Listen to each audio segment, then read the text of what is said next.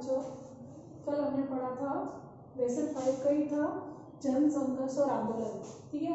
उसके अंतर्गत हमने कल क्या पढ़ा था, नेपाल में जन संघर्ष हुआ, कैसे वहाँ की जनता ने क्या किया था, जन संघर्ष किया था। उसकी वजह से क्या वजह थी उसकी, कि जो जनता की कुछ मांगे थी जो गवर्नमेंट क्या कर रही थी, पूरा नहीं कर रही थी, इसीलिए वहाँ के और वहाँ की जो लोकतंत्र की व्यवस्था थी, वहाँ का जो लोकतंत्र कैसा था बेटा, राजतंत्र था। जो जनता, जो नेपाल के अंदर जन संघर्ष कैसा हुआ कि जो राजतंत्र को हटाकर वहाँ पर लोकतंत्र लाना, उसकी वजह से जन संघर्ष हो रहा था नेपाल में। इसके अंतर्गत हम आज 3 टॉपिक पढ़ेंगे।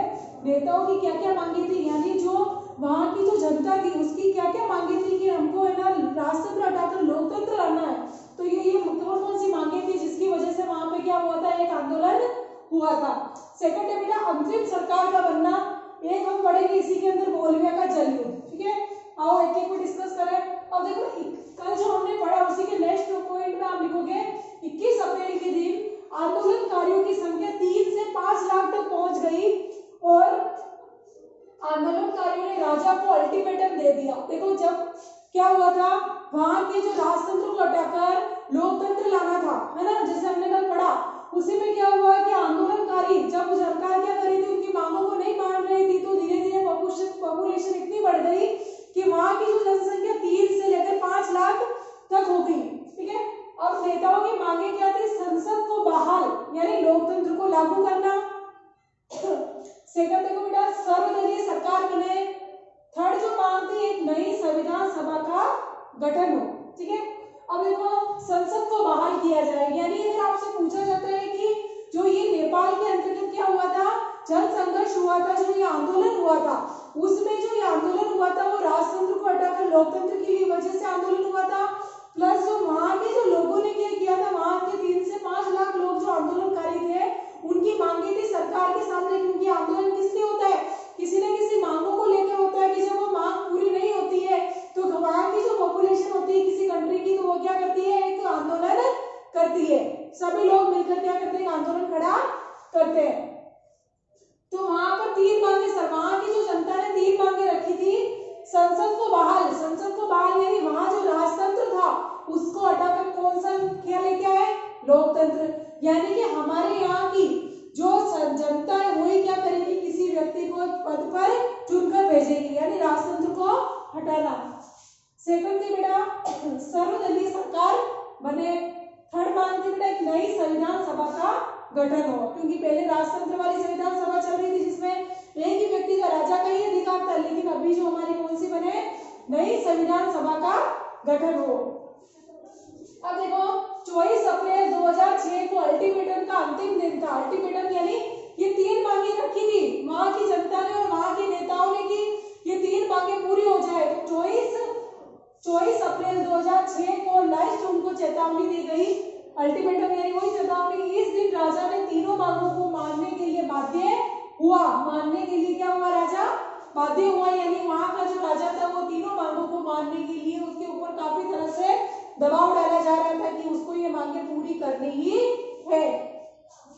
एसपी ने गिरिजा प्रसाद कोइराला को अंतरिम सरकार का प्रधानमंत्री चुना। वहां के एसपी ने क्या किया, गिरिजा प्रसाद, ध्यान रखना बेटा इनका नेम, गिरिजा प्रसाद कोइराला को अंतरिम सरकार का प्रधानमंत्री चुना। जैसे हमने पढ़ा अंतरिम सरकार, बेटा अंतरिम सरकार क्या होती है, जब क्या होती है कहीं पर संविधान सभा का कोई काम क्या स्थगित हो जाता है, यानी कुछ समय के लिए रुक जाता है, संविधान सभा नहीं होती है, वहां पर संविधान का कोई काम नहीं होता है, तो कुछ समय के लिए वहां पे एक सरकार का मैनेजमेंट किया जाता है कि कुछ समय तक वो क्या करेगी, वहां की व्यवस्था को देखेगी, है ना। तो वो अंतिम सरकार का गठन कुछ टाइम के लिए किया गया। 2008 में राजतंत्र को समाप्त कर दिया गया और नेपाल संघीय लोकतंत्र गणराज्य बन गया। अब देखो 2008 में राजतंत्र को समाप्त कर दिया, आखिर में वो दिन आ ही गया। इसीलिए बोला जाता है बेटा हर जगह आंदोलन होने चाहिए।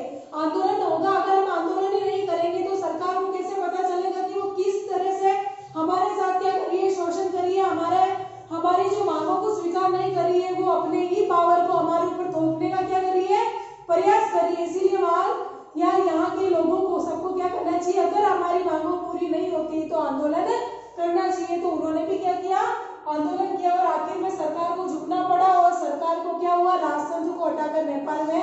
लोकतंत्र लाना पड़ा।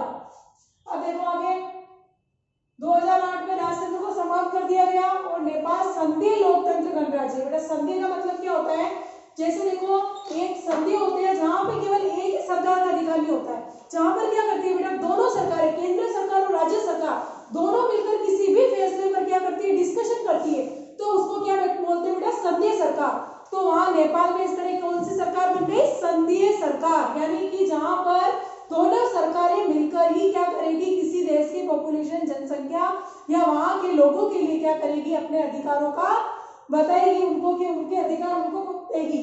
अब देखो इसी का लास्ट टॉपिक बच गया आपके चैप्टर का बोलविया का जल युद्ध। ठीक है, पानी के किस वजह से हुआ था, जैसा कि मैंने आपको कल बताया पानी के निजीकरण की वजह से, है ना, क्योंकि वहां पर पानी का क्या था, निजीकरण कर दिया गया था, क्योंकि वहां की सरकार ने क्या किया था, बोलविया के अंदर पहले से ही गरीब लोग थे और वहां पे क्या कर दिया था, पानी पर इतना पेमेंट दिया जाना लगा था कि 4 गुना पेमेंट दिया जाना था लगा था। ठीक है, तो आप इसके अंतर्गत ये दो टॉपिक और देख लो।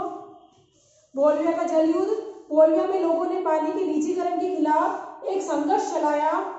सरकार ने कोचबंबा शहर में जल आपूर्ति के अधिकार एवं बहुराष्ट्रीय कंपनियों को बेच दिए। देखो सरकार ने कोचबंबा शहर मतलब बेटा बोलविया जो कंट्री थी उसी का एक शहर है कोलबंबा शहर, वहां पे क्या किया, पानी के निजीकरण यानी पानी की जो भी सप्लाई वो किसको दे दी, बहुराष्ट्रीय कंपनियों को बेच दी। इसलिए वहां के लोगों ने क्या किया बेटा, आंदोलन किया कि आप जो भी ये बागडोर आपने पानी को जो बहुराष्ट्रीय कंपनियों को सौंपा, ये राइट वापस आप अपने हाथों में लो, यानी सरकार के हाथों में लो, क्योंकि उससे क्या हो रहा था, बहुत से लोगों के द्वारा क्या किया जा रहा था, पानी का अधिकतर मात्रा में पेमेंट किया जाना पड़ता था।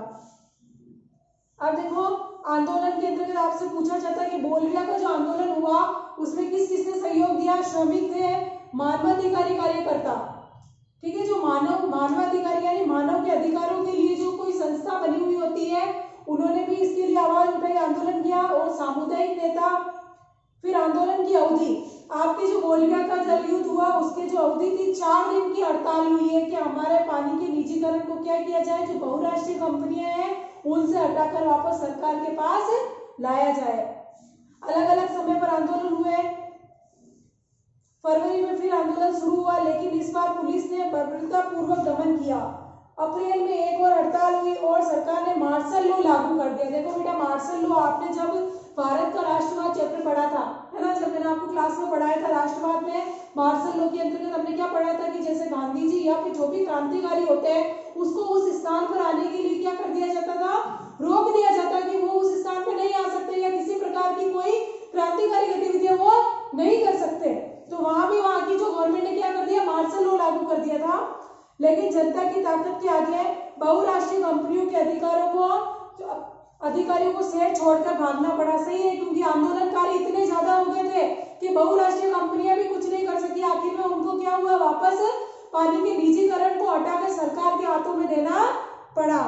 इस आंदोलन को बोलविया का जल युद्ध कहा जाता है। ठीक है बेटा,